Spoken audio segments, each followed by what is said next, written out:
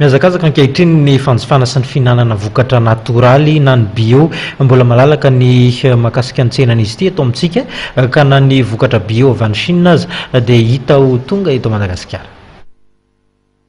Herintaona no nahatongavan'ity orinasa iray eto Madagasikara ity misehatra mivarotra famenoan-tsakafo na ilay antsoina hoe complément nutritif.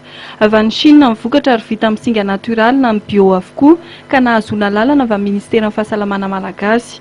Ny spiruline izay fantatry ny rehetra ny vokatsoa maro be entiny dia tafiditra amin'ny complément nutritif ary efa misy ihany koa ny vita avy any Chine ary anisan'ny vokatra paritaka ity orinasa ity.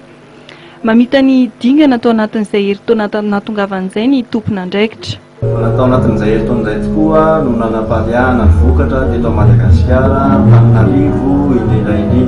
Fahitana azy aloha araka ny fijery tantanasa tamin'ny société Sopalo sy ireo izay mandeha rehetra ny solitena mandeha any amin'ny faritra rehetra dia mbola tsy nahinao fitanana mihitsy izany hatreto ary mirarina